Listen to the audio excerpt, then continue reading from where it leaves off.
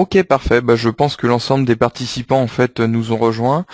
Donc n'hésitez pas à me le signaler en fait ainsi s'il y a un souci, que ce soit pour le son, la vidéo ou quoi que ce soit d'autre durant cette formation.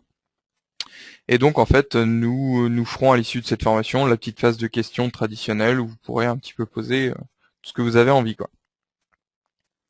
Ok. Donc je me représente, hein, je m'appelle Cyril Gauvry, je suis responsable en fait technique SolidWorks chez Avenao. Et donc aujourd'hui en fait on va voir une présentation concernant le choix du matériel en fonction de votre activité. Donc c'est quelque chose en fait qui est plutôt qui est plutôt compliqué en fait parce que vous n'êtes pas forcément expert en informatique, vous êtes plutôt utilisateur SolidWorks et donc vous avez envie que ça marche quoi. Donc du coup en fait on va essayer d'expliquer un petit peu qu'est-ce qui est important, qu'est-ce qu'il faut donner comme élément clé pour choisir une machine. Donc là voici un petit peu l'agenda qu'on va voir aujourd'hui. Donc on va voir en premier en fait comment déterminer en fait nos besoins, qu'est-ce qu'on souhaite optimiser derrière, les préconisations qu'on pourra faire, et donc qu'est-ce qu'on peut avoir aujourd'hui comme comparatif en fait pour se renseigner en fait sur les machines qu'on va trouver sur le marché. Qu'est-ce qui est bien, qu'est-ce qui est pas bien, comment je me situe potentiellement par rapport aux autres. Donc les règles de base, avant de changer une machine, euh, il est donc d'une part il est important en fait que votre machine soit en adéquation avec votre travail. Aujourd'hui, on n'a aucun intérêt à vous préconiser une machine démesurée pour faire des pièces simples, quoi. Si vous faites trois petites pièces assemblées parce que vous avez fait l'acquisition de SolidWorks pour votre atelier, aucun intérêt de prendre une machine démesurée. D'un autre côté, si vous êtes aujourd'hui chargé sur des projets de mettre en place différentes machines telles que des convoyeurs, des choses comme ça, et que vous travaillez au sein d'une usine, et donc vous allez générer beaucoup de mouvements, beaucoup de composants, et ainsi de suite. Il n'est pas forcément judicieux du coup pour opter pour l'entrée de gamme, que ce soit chez Dell ou chez HP.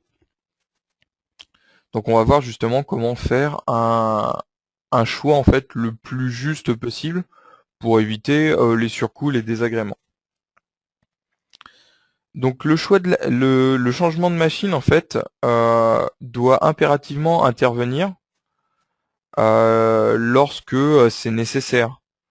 On va pas changer pour changer et changer parce que ça rame alors qu'on n'a pas étudié la méthodologie, c'est pas une bonne idée non plus. Changer une machine en fait qui selon nous, selon un service informatique en fait va convenir pour une application de données n'est pas forcément judicieux. Donc là, ce qui va se passer en fait, c'est qu'on va changer la machine. Vous allez avoir 3 mois de répit et 3 mois après, ça va être les mêmes problèmes en fait qui vont avoir et qui vont être amplifiés. Et donc, bien entendu, une notion importante, comme c'est votre outil en fait au quotidien, il est vraiment important en fait d'en prendre soin et donc du coup de faire un entretien informatique, soit vous-même, soit auprès de votre service info, et ne pas le polluer au travers de diverses applications. Donc effectivement, étant donné que moi je suis relativement proche du support, je peux voir des choses assez étonnantes, notamment la multiplicité d'antivirus sur un même poste, ou des choses comme ça, ou tout simplement un jeu.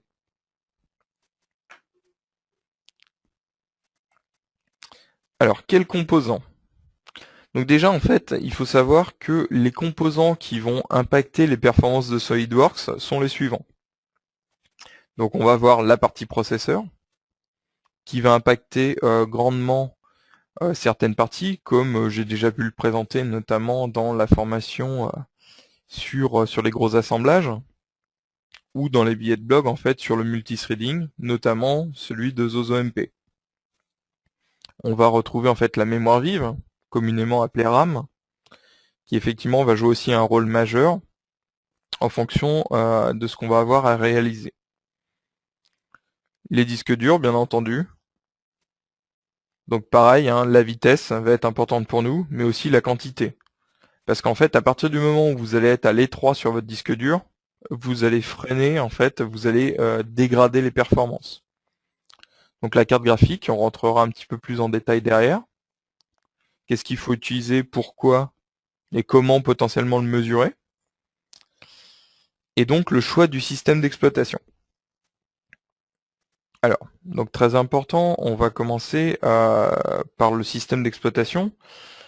Aujourd'hui, en fait, on a l'avantage en fait d'avoir un système d'exploitation qui s'appelle Windows 7, qui existe en x64 et qui est pour le coup la première version sur du 64 en fait Windows non quoi, qui vous permet en fait de passer outre la barre en fait des 3,2 Go qu'on va pouvoir trouver sur un PC. Surtout, on va pouvoir allouer une quantité nettement plus importante par processus, contrairement aux 32 bits où vous êtes limité à 1,6, 1,7 gigas en fait par processus, ce qui est très vite atteint sur SolidWorks, hein, comme vous avez pu le constater en regardant le gestionnaire de tâches par exemple.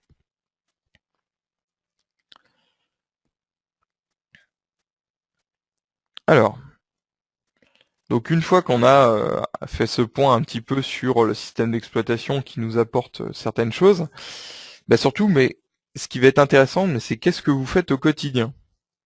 Parce que pareil, ça va être déterminant. De la même façon que si vous faites un châssis, si vous faites de la tôlerie, si vous faites de la machine spé, si vous faites du design, on va pas avoir les mêmes besoins. La CAO, de manière traditionnelle, en fait, quand vous allez dessiner des pièces qui vont être plus ou moins parallélépipédiques ou autres, bah finalement, en termes de ressources, ça va consommer un peu, mais pas tant que ça. Contrairement à des pièces design où vous allez avoir de la forme et du coup beaucoup de surfaces complexes, beaucoup de courbes complexes à générer et donc beaucoup de temps de reconstruction. La simulation, donc qui est une partie bien détachée, pareil, qui va nécessiter des besoins un peu particuliers, et le rendu. Bien entendu, il y a d'autres catégories, donc on pourra les aborder en fait lors des questions en fin de session si vous le souhaitez. Donc en fonction de ça, bien entendu, ça c'était un premier choix. Est-ce qu'on est plutôt sur de la CAO standard? Est-ce qu'on est plutôt sur du design? Est-ce qu'on fait de la CAO et de la simulation? Est-ce qu'on fait beaucoup de simulation, beaucoup de rendu? Bah, après ça, en fait, ce qui va être déterminant, bien entendu, ça va être le nombre de composants.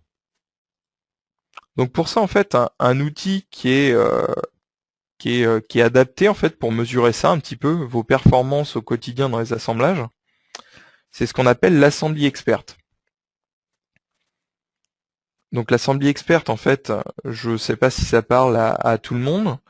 Donc c'est un outil qui permet de faire l'évaluation en fait du nombre de composants, du nombre de corps, du nombre de sous-assemblages, du nombre de contraintes aussi que vous allez avoir dans les niveaux.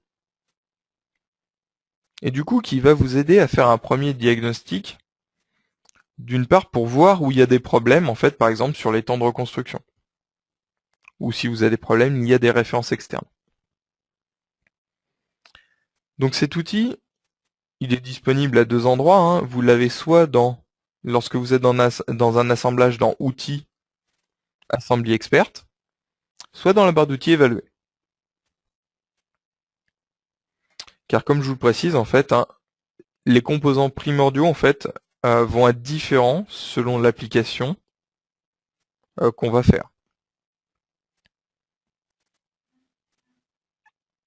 Alors, comment déterminer nos besoins? Que souhaitez-vous améliorer au quotidien? Aujourd'hui, est-ce que vous êtes plutôt dans une phase où vous trouvez que les temps d'ouverture sont longs, plutôt courts? Donc là, c'est pareil, en fait, n'hésitez pas à nous contacter en fait pour que globalement on puisse vous dire effectivement dans un cas donné, c'est normal que vous ayez des temps qui soient plus longs, alors que dans un autre non.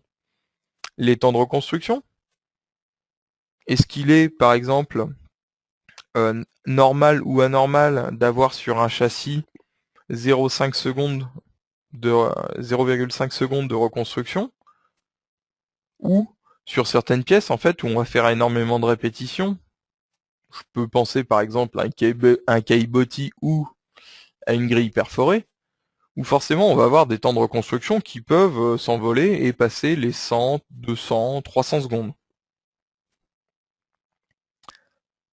Est-ce que vous faites de la simulation? Est-ce que vous trouvez que c'est long? Est-ce que vous avez des problèmes particuliers là-dessus? Et pareil, le rendu réaliste. Est-ce que c'est quelque chose qui vous semble long, pas long? Pareil, n'hésitez pas à nous consulter là-dessus. Peut-être que les réglages sont inadéquats ou peut-être que effectivement la machine est inadéquate. On peut avoir les deux. Donc bien entendu, en fait, ce qui va nous permettre d'améliorer les temps d'ouverture, ça va être d'avoir des disques durs en fait plus rapides. Donc on va détailler ça un petit peu après.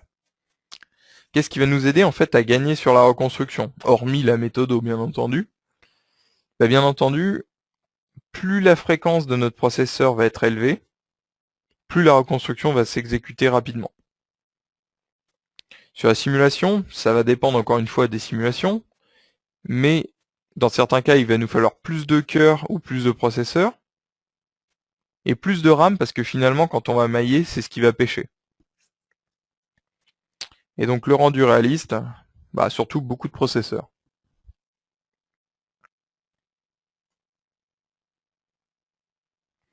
Donc un petit rappel sur tout ce qui est ouverture de fichiers. L'ouverture de fichiers, il faut bien voir deux choses. Je travaille en local ou avec un PDM, et je travaille sur le réseau. Quand vous travaillez sur le réseau, vous êtes soumis à plusieurs choses. Aujourd'hui, pour l'utilisateur, ça semble transparent, mais en fait, quand vous faites fichier ouvrir et que vous allez chercher une pièce sur le réseau, c'est pas tout à fait ça. Ce qui se passe, c'est comme si vous faisiez un copier-coller de votre dossier sur votre disque dur. Donc ça génère un temps donné. Bien entendu, ce temps donné, en fait, il va être dépendant du nombre de personnes qu'il va y avoir sur le réseau, de la qualité du réseau, de la vitesse du réseau. Est-ce que vous êtes en 100 mégabits ou en gigabits, ou moins? Est-ce que vous êtes en Wi-Fi, par exemple? Derrière ça, en fait, vous avez la latence du réseau. Et surtout, ce qu'on oublie, c'est que forcément, le serveur derrière, au bout du réseau, il y a un disque dur, quoi. Donc, qui dit disque dur, c'est-à-dire que vous avez des vitesses de lecture et d'écriture qui sont définies, en fait, sur les caractéristiques. Ça veut dire que si vous êtes 10 à sauvegarder vos assemblages complexes en même temps, forcément, la qualité et la vitesse de sauvegarde, en fait, n'est pas la même. Et donc une fois qu'on a vu tous ces détails-là, bien entendu, il reste le temps d'ouverture comme si vous étiez en local. Donc tout ça mis bout à bout, en fait, même avec le meilleur des réseaux, vous êtes toujours en fait plus long qu'en local. Bon, sauf cas particulier où vous avez un disque dur en 5400 tours en local, auquel cas, effectivement, là peut-être pas. Donc les recommandations, aujourd'hui, en fait, ont toujours essayé de privilégier le travail en local et faire une copie de sauvegarde, ça sur le serveur, c'est effectivement important. Après, on peut prévoir plusieurs choses. Du coup, en fait, en local, on peut distinguer deux disques. Un disque, en fait, qui va être le disque système, qui va vous permettre d'avoir de la fluidité et de la performance sur SolidWorks. Et un disque, en fait, qui va plutôt être dédié au stockage, et du coup, qui va nous permettre de préserver nos données en cas de crash du système, par exemple. Donc aujourd'hui, basé sur les tests que moi j'ai pu faire avec des machines Dell, par exemple, donc on distingue trois grandes gammes de disques aujourd'hui. Vous avez donc le commun qui va être le SATA. Vous avez après les disques un peu plus qui tournent un petit peu plus vite, donc qu'on va appeler SAS, que vous pouvez trouver en 10 000, 15 000 tours, et les SSD. Alors effectivement, en fait, le SATA ça tourne pas mal, le SAS ça tourne mieux, mais alors le SSD en fait c'est incomparable en fait. Là je vous le dis honnêtement, pour le coup, on a une vraie différence. Donc ce qui est intéressant, c'est que là, en fait, les prix deviennent moins onéreux sur la partie SSD, contrairement où il y a 1 ou 2 ans, c'était vraiment cher, quoi. Aujourd'hui, un 120 Go va vous coûter probablement aux alentours de 150 € pour une bonne gamme, comme je vous l'ai cité en dessous là. Mais à côté de ça, 120 Go suffisent amplement pour un disque système. Vous n'avez pas besoin de prendre plus. Donc du coup, vous pouvez opter pour une solution que moi je mets aujourd'hui sur mes PC, qui vont être de mettre un disque système plutôt orienté sur le SSD pour les performances, et un disque en fait pour le stockage des données qui va plutôt être un SATA traditionnel où on va pouvoir privilégier le volume plus que la performance. Donc aujourd'hui, à titre de comparaison, je pense que sur les bons SATA aujourd'hui, hein, on doit être aux alentours de 100 mégas, je pense, en lecture-écriture, quoi. Donc sur le SSD, hein, pour avoir testé, quand vous avez la connectique adéquate, donc le maxi théorique c'est 500, on est probablement un peu moins, mais on est nettement au-dessus de 100. Les temps de reconstruction.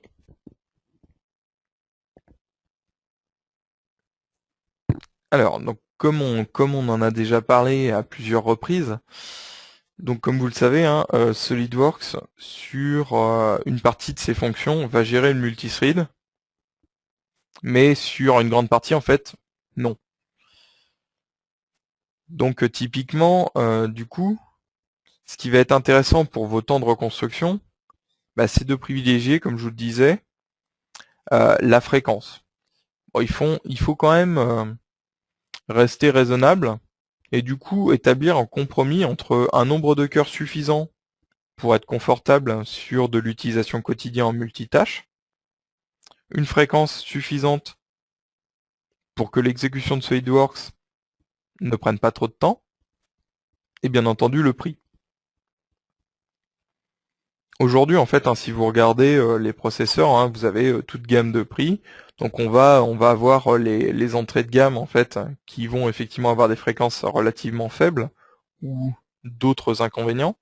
Après, on va avoir des gammes donc ciblées plus pour les joueurs ou les très hautes performances qui coûtent vraiment très cher pour le coup et qui ne vont pas vous apporter énormément de gains en fait sur SolidWorks. Donc du coup, pour trouver quelque chose entre deux, aujourd'hui en fait on va choisir selon l'activité. Si vous faites par exemple plutôt de la modélisation, moi je vous orienterai en fait vers un processeur plutôt de type 4 cœurs en Xeon, avec une fréquence supérieure ou égale à 3 GHz, mais du coup je vous préconiserai pas un 6 cœurs. Parce que pour moi, en fait, ça serait vous faire investir dans 2 cœurs qui vont pas vous servir. Autre démarche, si jamais vous faites du rendu cette fois-ci, je vais plutôt vous dire de prendre un 6 cœurs, quitte à réduire légèrement la fréquence. Et donc si vous faites de la simu, du coup vous êtes un peu comme sur de la CAO. Je pense que le 4 cœurs est devenu monnaie courante et donc du coup on partirait aussi là-dessus. Donc les recommandations, en fait, je vous ai précisé les gammes en dessous ici. Donc les gammes en fait qui vont aujourd'hui être adéquates pour un fonctionnement optimal, en fait, donc vous allez avoir toute la catégorie Xeon W et Xeon X. Donc les Xeon X, en fait, c'est une série qu'ils appellent Workstation, donc c'est vraiment dédié aux stations de travail. Et vous avez les X en fait qui servent dans les deux catégories, à la fois les stations de travail et à la fois les serveurs. Donc bien entendu, là où ils vont être le plus performants, c'est en serveur et lorsqu'on en met plusieurs, mais sur une station, ça tourne déjà très très très bien. Et donc après, vous avez la gamme encore i7, hein, qui est l'équivalent d'un Xeon, mais plutôt orienté grand public, quoi. qui ont aussi de très bonnes performances.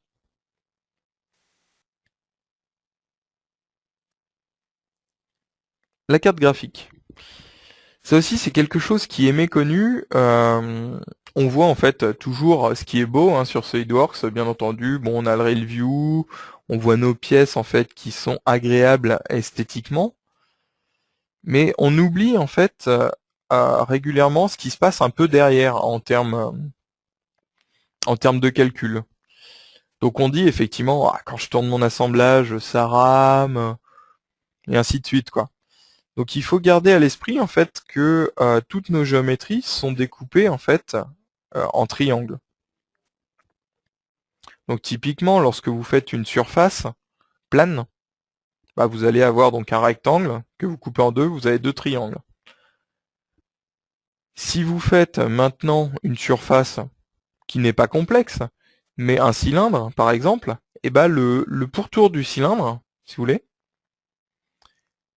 autant de facettes que vous allez avoir sur le cercle, vous allez avoir autant de décomposition en triangle sur la portion cylindrique extérieure. Donc je vous laisse imaginer un peu ce que ça peut donner lorsque vous avez des croisements de surface avec un congé à rayon variable au milieu, le tout un petit peu en forme de vague.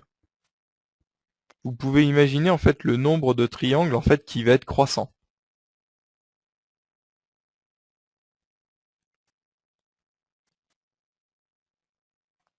Alors donc il y a une petite application qui existe pour ça, qu'on peut d'ailleurs développer nous-mêmes avec les API SolidWorks en fait, qui permet de compter le nombre de triangles en fait dans vos pièces par exemple.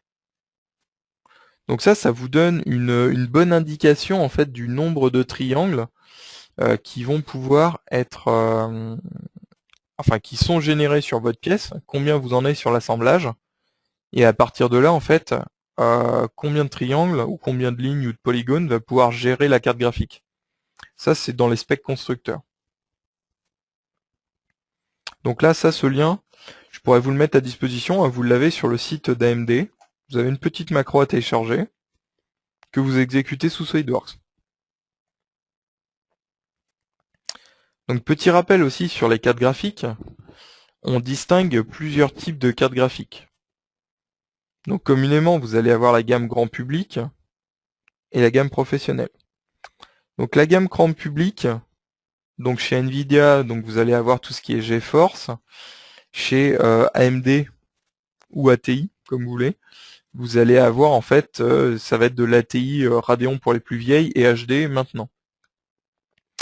Donc ces cartes-là en fait sont inadéquates pour l'utilisation de SolidWorks. Donc je dis pas que ça marche pas, ça peut fonctionner, comme ça peut ne pas fonctionner. Vous pouvez être sujet à des plantages. Vous allez surtout ne pas bénéficier de toutes les fonctionnalités en fait d'une carte professionnelle. Ça veut dire que tout ce qui va être anti-aliasing, donc pour le traitement des courbes, ne va pas être fait de la même façon. L'OpenGL ne va pas être géré correctement. Vous n'allez pas avoir le support du RealView. Donc du coup, c'est-à-dire que vous perdez le bénéfice des textures de type RealView qui vous évitent les répétitions de trous, par exemple. Et ainsi de suite. Vous avez plein de choses qui ne sont pas gérées en direct. Donc pour rappel, les cartes graphiques qui vont être adéquates pour l'utilisation de SolidWorks, aujourd'hui chez Nvidia, vous avez soit les Quadro FX, donc l'ancienne gamme, donc Quadro FX 1800, vous allez avoir de la 2008, 3008, 4008, et on doit avoir de la 5008 aussi. Et vous allez avoir la nouvelle gamme, donc qui est siglée Quadro, avec régulièrement entre parenthèses marqué Fermi. Donc ça c'est la nouvelle gamme en fait qui vient remplacer les Quadro FX. Donc siglé Quadro 2000, 4000, Quadro 2000, non il y a avant, il y a Quadro 400, 600, il doit y avoir une 800, 1000, 2000, 3000, 4000, 5010 et 6000. En fonction des types d'activités aussi, pareil. Chez ATI, même chose. Donc vous allez avoir la gamme Fire Pro ou FireGL qui vont avoir en fait qui sont les équivalents d'NVIDIA quoi. Donc après je connais un peu moins ces références là, mais du coup vous allez avoir de la 5000, vous allez avoir de la 5950, des gammes 7000 et des gammes 9000 de mémoire. Pareil en fonction de votre activité. Donc dans tous les cas, je représenterai après, on aura la possibilité sur le site de SolidWorks de consulter les cartes graphiques qui vont être certifiées pour SolidWorks.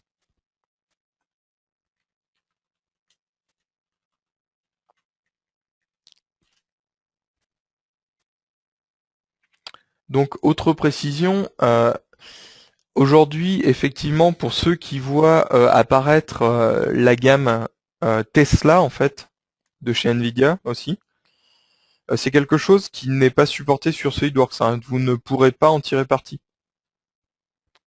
C'est quelque chose qui viendra probablement en fait prochainement, peut-être 2013, peut-être 2014 ou après, mais c'est quelque chose aujourd'hui dont on ne sait pas tirer parti.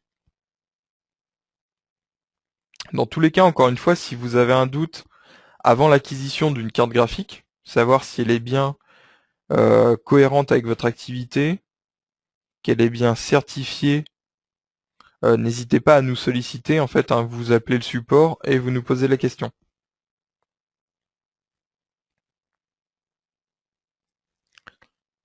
Ok, donc s'il y a des questions, comme je vous le disais, hein, n'hésitez pas à les poser en fait dans le chat à votre droite, hein, on y répondra à la fin de la session.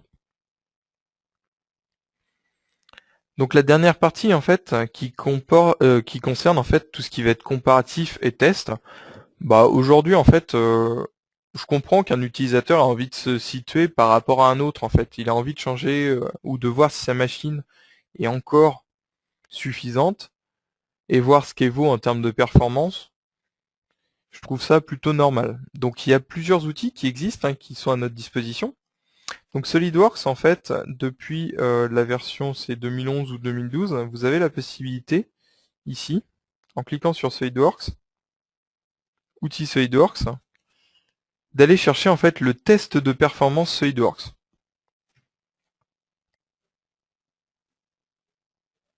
Voilà, donc le test de performance SolidWorks, c'est différentes étapes en fait qui vont permettre de déterminer le temps d'exécution pour du rendu. Par exemple, on va avoir le temps de reconstruction, les temps d'ouverture, les tests graphiques en fait avec des déplacements sur les assemblages, les mises en plan, les rotations et ainsi de suite. Donc ça se fait en 5 passes. Et donc il vous suffit en fait de cliquer sur démarrer le test. Donc la première passe, hein, il va vous lancer SolidWorks, il va vous ouvrir un fichier de type Tollery qui comporte quelques petites particularités. Il va tester la reconstruction, ensuite il va passer sur l'assemblage, il va vous faire des rotations, des translations avec de la transparence pour solliciter un petit peu tout ça. À l'issue en fait de ce test, vous allez obtenir une grille avec des temps qui vont être déterminés. Donc vous allez avoir la partie processeur, la partie graphique, la partie en fait ES, entrée-sortie, et vous allez aussi avoir en fait le global. À partir de là, en fait, vous pouvez consulter ici la page SolidWorks Benchmark. Hop. Donc là, il vous explique un petit peu tout ce qu'il y a, hein. Vous pouvez partager votre score. Et du coup, surtout, comparer votre station et voir si vous vous situez en fait par rapport aux autres ou pas. Voir si vous êtes plutôt en dessous, plutôt au-dessus, et voir s'il y a certains réglages qui peuvent être affinés.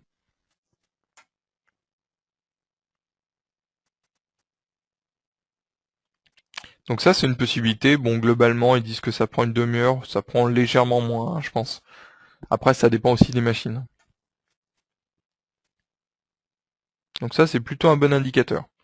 Au passage, hein, pour la carte graphique, hop, voilà, il peut être intéressant, hein, de jeter un coup d'œil, savoir la version du pilote, si votre carte graphique est certifiée ou non.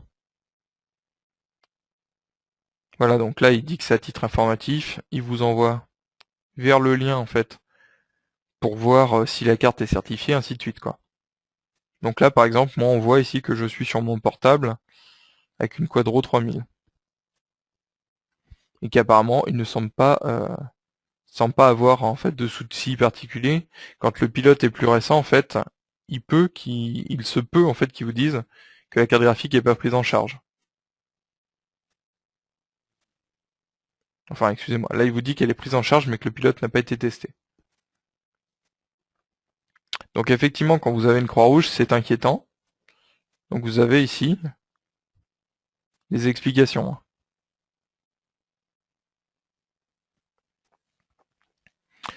Donc après, il en existe plein des logiciels pour faire du test. Après, un qui va être assez global en fait, ça va être par exemple Crystal Mark, qui va vous permettre en fait d'évaluer du coup la partie processeur, la partie mémoire, la partie disque dur et la partie graphique. Donc on a quelque chose qui est assez global et qui permet en fait de déterminer ici un nombre de points cumulés pour situer votre station. Aujourd'hui sur les stations communément, je pense qu'on doit être aux alentours. Je pense qu'on sera peut-être inférieur à ça, peut-être 300, peut-être 300 communément. Donc ça aussi, pareil, si vous voulez tester, je pourrais vous le mettre à disposition.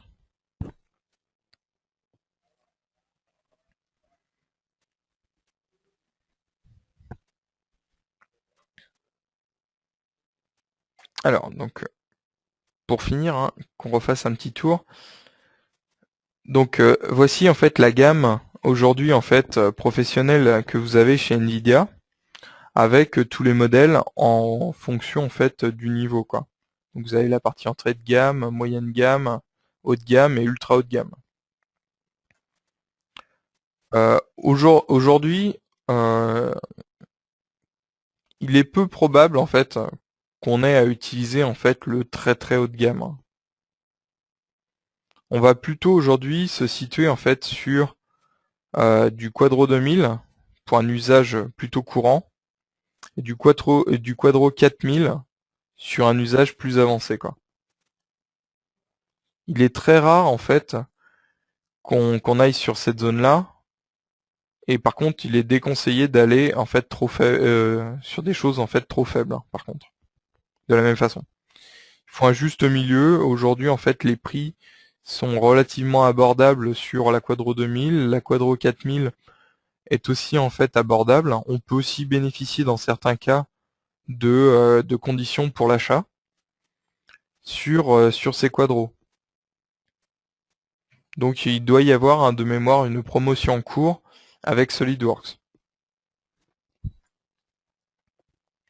Voilà. Donc on retrouve en dessous l'ancienne gamme. Et donc si vous voulez vérifier que votre machine est bien en adéquation avec les prérequis SolidWorks, vous tapez tout simplement en fait SolidWorks dans Google. Vous allez tomber en fait sur cette page-là. Et tout en bas de la page, en fait, vous avez ici System Requirement. Donc les prérequis système. Donc afin d'avoir des informations les plus à jour possibles, je vous invite donc d'une part à consulter le site solidworks.com et non le .fr. Et dans un second temps, si vous avez un doute, en fait, nous passer aussi un petit coup de fil. Donc si on tombe sur les prérequis, hein, on va tomber sur les prérequis en fonction des produits. Donc on va avoir les antivirus testés, la partie PDM, la partie 3DVA, la partie SolidWorks et la partie carte graphique. Donc la partie carte graphique, donc on va avoir ici toutes les versions certifiées en fonction du système d'exploitation, les disques durs, donc toutes les précos qui vont bien. Et donc ici la partie carte graphique où vous allez pouvoir choisir donc en fonction de votre machine et vérifier votre driver. Donc la première chose à faire quand vous achetez une machine Dell, HP ou autre, privilégiez le choix par machine. Donc vous prenez par fabricant. Donc moi du M6600, hop, 3000 et 2012, 764. Et à partir de là, en fait, vous aurez le résultat ici. Dans le cas où vous êtes sur une machine un petit peu particulière, donc qui a été montée soit par vos soins, soit par quelqu'un qui est spécialiste dans ce domaine-là, vous pouvez aussi rechercher par tous les vendeurs, en fait, et du coup, vous prenez le fabricant de cartes. Vous prenez Nvidia Quadro 3000, il n'y a même pas là, hop, Quadro 4000, 2012 et 764. Voilà. Important aussi, hein, des fois vous avez des petites notes qui vous indiquent en fait qu'il y a certaines choses qui sont supportées ou qu'il y a des conditions limites d'utilisation, quoi. Attention, un nouveau piège est apparu. La carte Intel, ici, ce qui va être HD graphique P3000, P4000, ne fonctionne pas correctement avec SolidWorks. Donc ne vous fiez pas à cette ligne-là.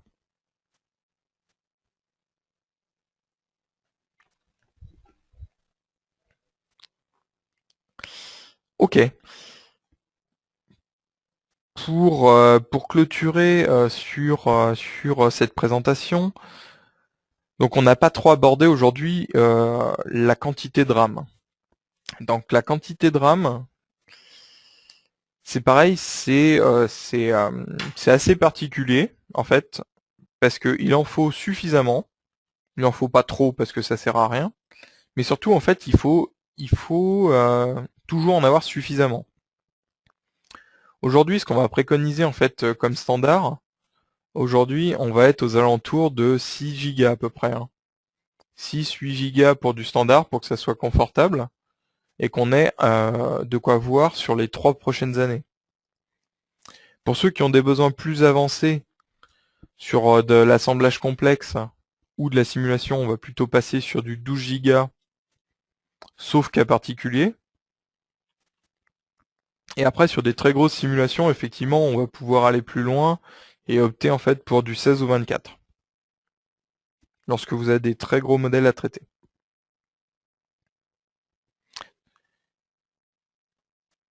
Donc, remarque importante aussi sur l'utilisation de votre PC.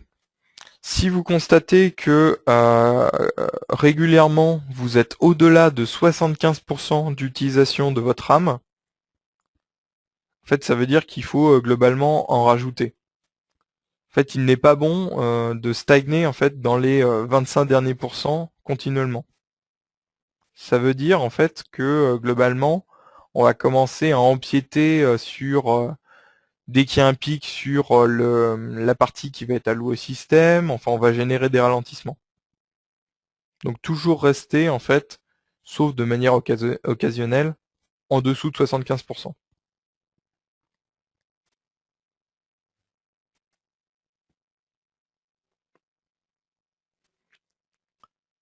Avez-vous des questions concernant tout ce qu'on a pu voir jusqu'à présent?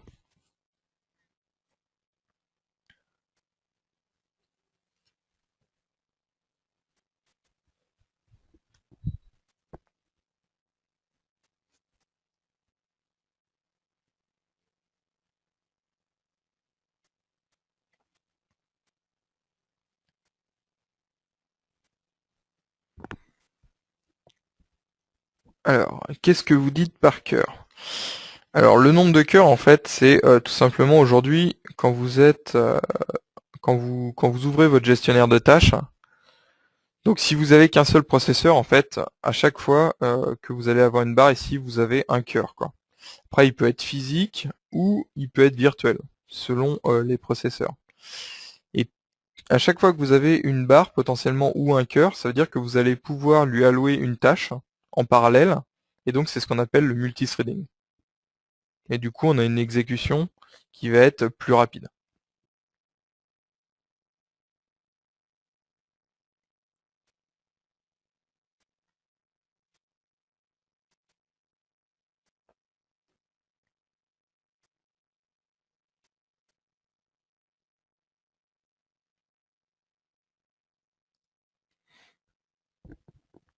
Donc n'hésitez pas, si vous avez des questions, si vous voulez qu'on fasse un exemple ensemble, par exemple, de configuration d'une machine, il n'y a pas de souci.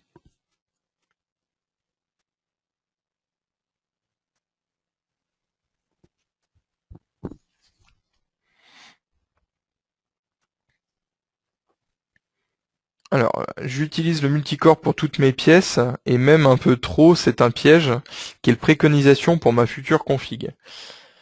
Alors, le multicore, alors ça dépend après dans quel domaine on va se situer. Est-ce que c'est un multicore plutôt orienté mécano-soudure, ou c'est un multicore plutôt orienté en fait design et conception de produit?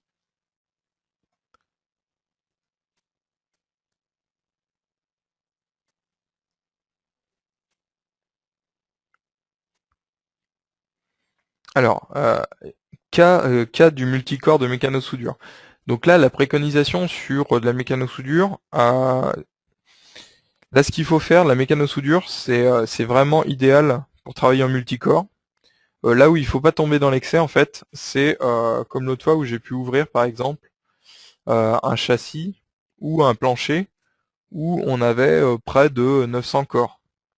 Donc là, en fait, typiquement sur du châssis d'usine ou des choses comme ça, il va être préconisé, ou comme vous le précisez sur de la charpente, il va être préconisé de le scinder, enfin de scinder en sections, comme pour votre usine, ou en fils, que vous puissiez faire des sous-ensembles.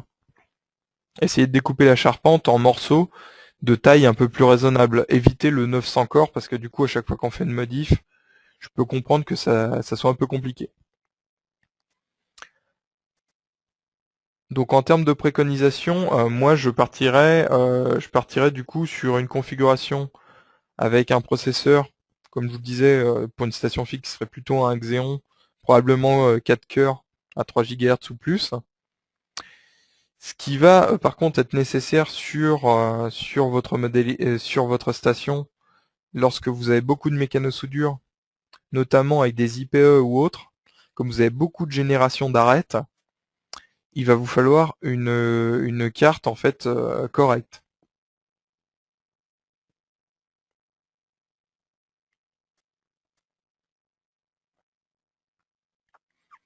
Alors effectivement, autre précision, euh, pour les processeurs sur PC portable, vous ne trouverez pas ou peu de processeurs supérieurs à 3 GHz. Hein.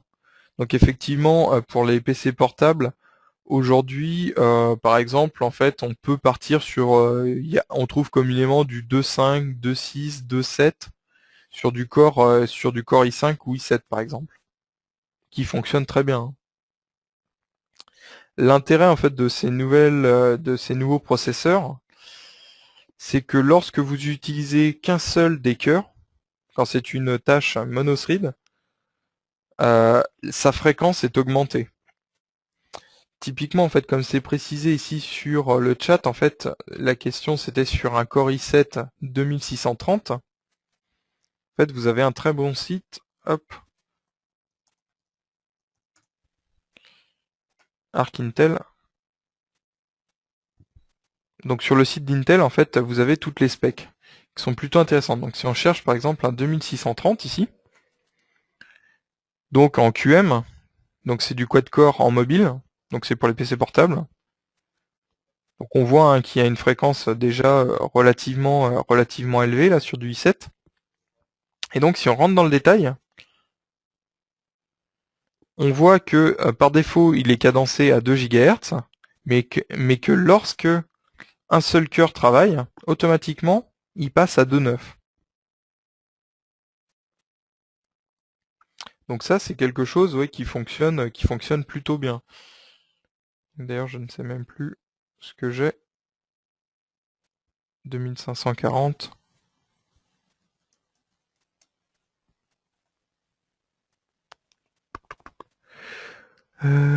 Hop. Voilà. Donc sur le 2540, moi par exemple, en fait, j'ai moins de cœurs, mais plus de fréquence initiale et plus en fait quand je travaille sur un cœur. Après, ça dépend du compromis qu'on veut, quoi. Donc voilà en fait le genre de techno qui existe aujourd'hui.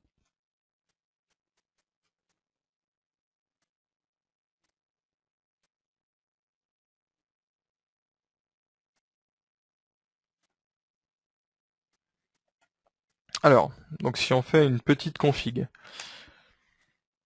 si on fait un petit exemple. Donc là j'ai pris le cas hein, de Dell, mais bien entendu vous pouvez prendre HP, vous pouvez aller voir chez IBM si vous voulez, hein. Alors, petite entreprise, ordinateur de bureau.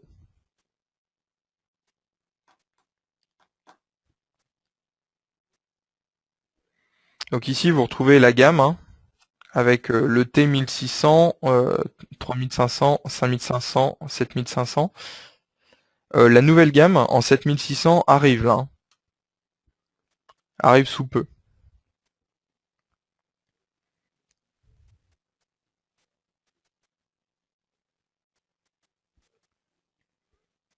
Alors, est-ce que la dimension en fait de mon écran joue sur la partie graphique? La dimension de l'écran pas tellement.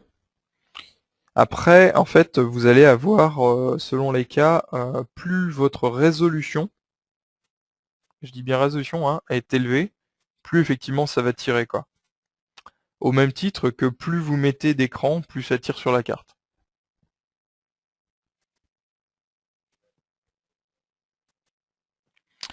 Donc, par exemple, si on prend une station, bon, on va prendre ça comme base, hein. On va prendre au milieu.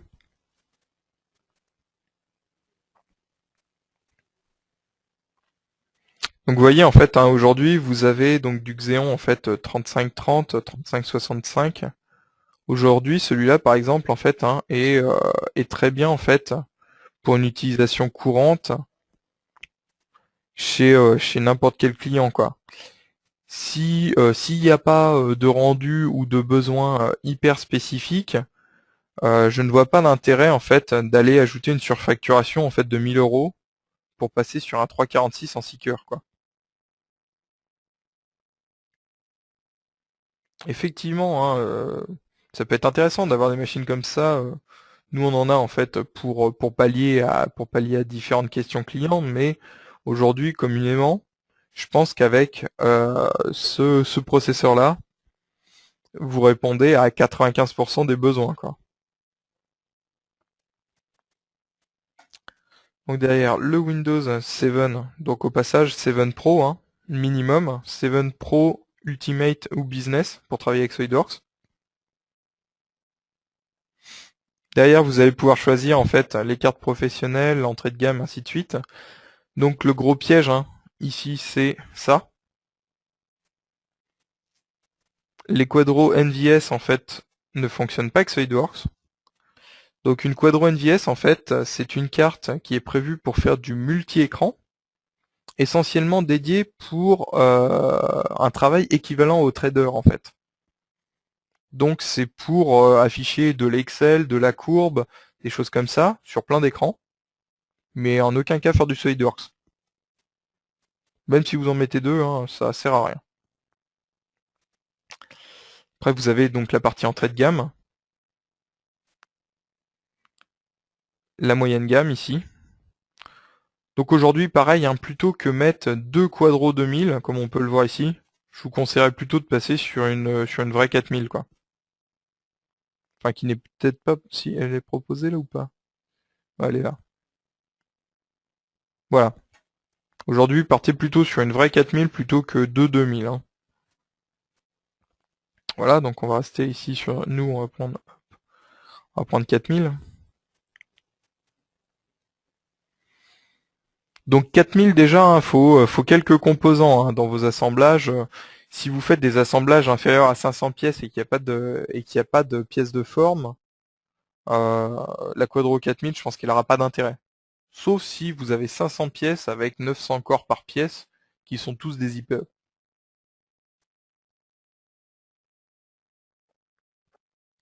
L'antivirus, on n'en a pas besoin. Hop. La partie Office, très important, Office, la partie Starter ne fonctionne pas correctement avec SolidWorks. Tout simplement parce qu'en fait, c'est une version bridée d'Office. Ça veut dire que typiquement, vous ne pourrez pas faire de famille de pièces avec. Vous ne pourrez pas non plus sauvegarder vos nomenclatures au format Excel, et ainsi de suite. Donc aujourd'hui, en fait, optez pour soit un petite entreprise, soit un professionnel. Si vous avez déjà la licence, vous pouvez mettre aussi Microsoft non inclus. La tour, pas de problème. La RAM, si c'est sur une utilisation courante, vous pouvez rester sur 6. Là, vous avez le choix entre 6 et 8. Le disque, si vous n'avez pas de gros problèmes, enfin si vous n'avez pas eu de notion, si vous travaillez en local, que vous n'avez pas eu de notion de lenteur, ainsi de suite, vous pouvez rester sur un SATA traditionnel. Sinon, en fait, vous pouvez opter selon les cas. Donc là, vous avez du 7200 tours en SATA, du 10 000 tours sur les SAS. Et normalement, en fait, hop, pour avoir les SSD, il faut cocher ici. Alors, tac, tac, tac. Voilà. Par exemple, si on prend un SSD plus un SATA pour le stockage, donc il faut cocher ça, le C30. Et du coup, on trouve ici notre SATA. Donc vous n'êtes pas obligé de prendre 256. Hein. On va pouvoir opter pour un disque principal 120 pour le système. Et un deuxième disque dur, en fait, où on va mettre du SATA, par exemple, en 500 Go. Ça suffit amplement.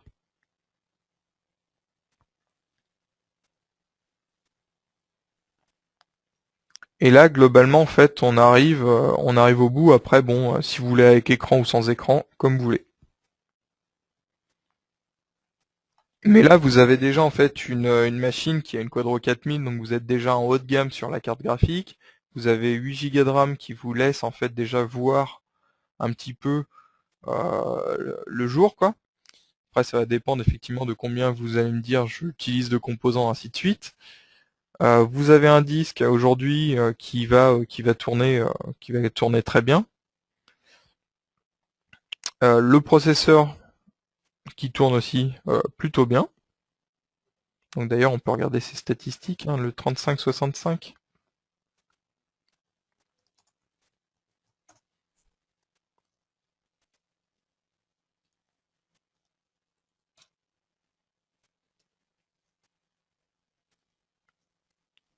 Voilà. Donc vous avez un 3.2 à 3.46. Donc vous avez quelque chose qui tourne plutôt bien, quoi. Et du coup, on est bien dans la notion en fait de compromis pour éviter du coup de mettre une surfacturation de 500 ou de 1000 euros pour gagner finalement pas grand chose au quotidien, quoi. Parce que du coup, le prorata entre 1000 euros de plus et le gain au quotidien sur des fonctions qui sont pas multithreadées, je pense que vous allez pas aimer, quoi, après l'acquisition.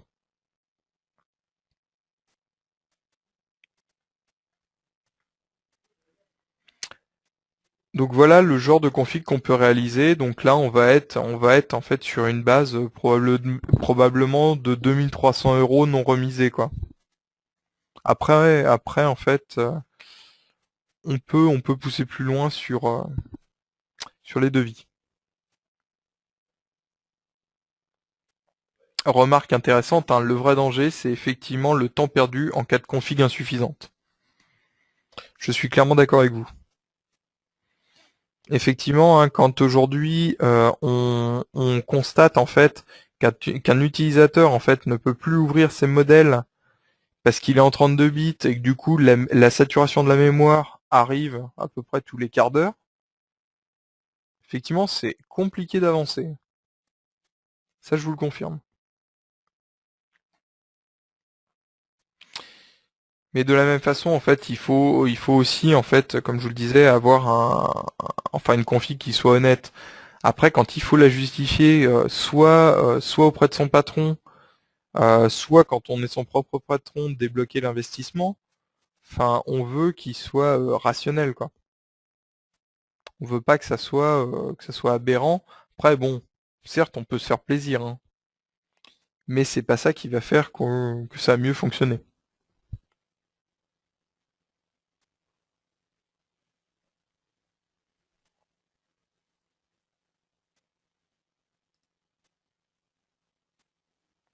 Avez-vous d'autres questions concernant du coup cette formation et le dimensionnement des machines?